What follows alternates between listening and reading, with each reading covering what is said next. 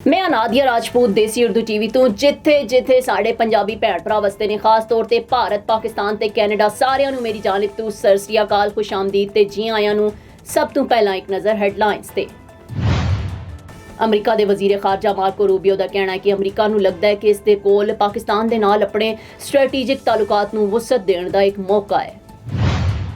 पाकिस्तान ने फजाई आलूदगी के मामले ते भारत के खिलाफ आलमी सतह ते आवाज़ चुकने का फैसला कर लिया। वज़ीर आज़म शहबाज शरीफ आज सऊदी अरब के दौरे लिए रवाना होणगे। जम्मू कश्मीर ते भारती कब्जे नूं 78 साल मुकम्मल हो गए।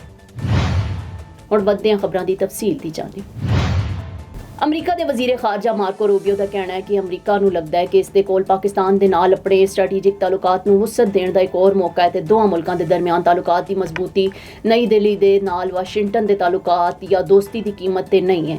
प्रेस ब्रीफिंग के दौरान अमरीकी वजीर खारजा मार्को रूबियो ने तो सवाल पूछा गया कि आया इंडिया ने हालिया दिहाड़ियां अमरीका ते पाकिस्तान के दरमियान तालुकात चाण वाली नज़दीकी के हवाले तो किसी किस्म के खदशात का इजहार किया, जिसते उन्होंने कहा कि इंडिया की जानिब तो हाल कोई रद्दे अमल सामने नहीं आया। उन्होंने कहा कि असी जानते हैं कि पाकिस्तान ते इंडिया के दरमियान तारीखी तौर पर मौजूद तनाव की वजह तो इन्हों के कोल फिक्रमंद होने की वजूहत मौजूद ने, लेकिन मेरे ख्याल इन्होंने समझना होगा कि सानू बहुत सारे ममालिक के नाल तालुकात रखने होंगे ने। उन्होंने कहना सी कि असी पाकिस्तान के नाल अपने स्ट्रैटेजिक तालुकात को वसत देने का एक मौका विखाई देता है, तो मेरे ख्याल असी इस तो फायदा उठावांगे।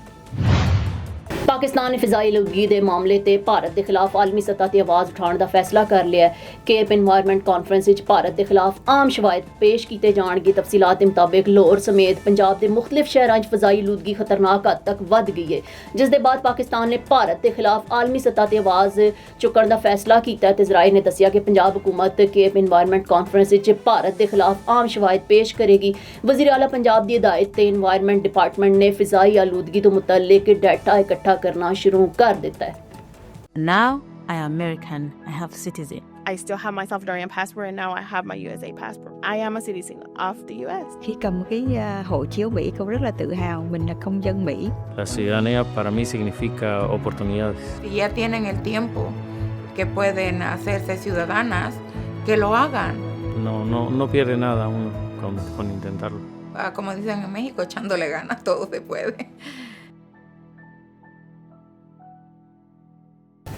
वज़ीर आज़म शहबाज शरीफ अज सऊदी अरब के दौरे लिए रवाना होणगे, जिथे वो फ्यूचर इन्वेस्टमेंट कॉन्फ्रेंस शिरकत करेंगे। तो तफसीलात के मुताबिक वज़ीर आज़म शहबाज शरीफ सऊदी वली अहद ते वज़ीर आज़म मोहम्मद बिन सलमान की दावत ते अज सऊदी अरब के 3 रोज़ा दौरे ते रवाना होणगे। तर्जमान दफ्तर खारजा ने दसिया कि वज़ीर आज़म 27 तो 29 अक्तूबर तक रियाज क्याम करेंगे, जिथे वो फ्यूचर इन्वेस्टमेंट कॉन्फ्रेंस के 9वें एडिशन शिरकत करेंगे। तर्जमान का कहना सी कि कॉन्फ्रेंस का मौजू खुशहाली की कुंजी, तरक्की की नई सरहदां इंकशाफ है, जिस आलमी रहनुमा सरमायाकार पॉलिसी साज ते मौजूद शिरकत करेंगे। तो मौजूदाती इजलासां पायदारी इकतसादी शमूलियत ते जोग्राफियाई तब्दीलियां ते तबादला ख्याल होगा। तो वज़ीर आज़म शहबाज शरीफ अपने दौरे के दौरान सऊदी वली अहद मोहम्मद बिन सलमान समेत दीगर रहनुमावां तो मुलाकात करेंगे। मुलाकातां तजारत सरमायाकारी तवनाई ते अफरादी वसाइल के शोबे ताउन के फरोग ते गलबात होगी।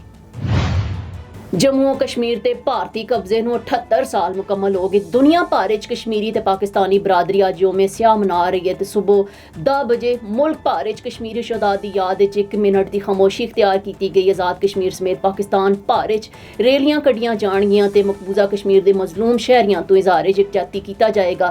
27 अक्तूबर 1947 नूं भारत ने जम्मू कश्मीर च अपनियां फौजां उतार दित्तियां सन ते एक वड्डे हिस्से ते गाजिबाना कब्जा कर लिया सी। जम्मू कश्मीर ते भारती कब्जे नूं 78 साल मुकम्मल होण ते दुनिया भर च कश्मीरी ते पाकिस्तानी अवाम अज योम स्याह मना रहे हैं। तो सुबह 10 बजे मुल्क भर सायरन बजाए जाने के बाद कश्मीरी शहादा की याद 1 मिनट की खामोशी इख्तियार की गई। इस्लामाबाद की शराय दस्तूर पार्लीमेंट हाउस ते डी चौक ते कश्मीर बनेगा पाकिस्तान के बैनर्स आवेज़ा कर दिते गए। इस्लामाबाद दफ्तर खारजा तो डी चौक तक यकजहती वाक का इनकाद किया गया। शुरा ने आलमी बरादरी तो कश्मीर इंसानी हकूक की संगीन खिलाफ वर्जियां का नोटिस लैने का मुतालबा किया।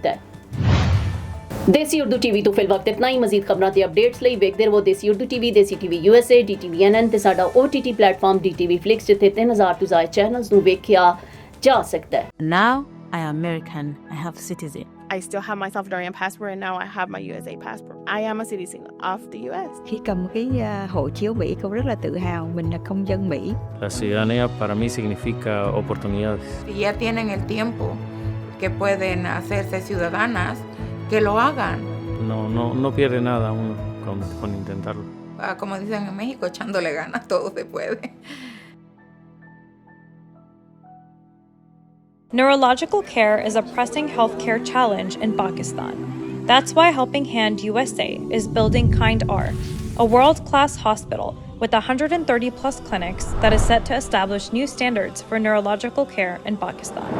As the first phase nears completion, anticipation is growing for the launch in the second half of 2025. Give zakat and sadaqah through Helping Hand USA today and join this historic endeavor to redefine future healthcare in Pakistan.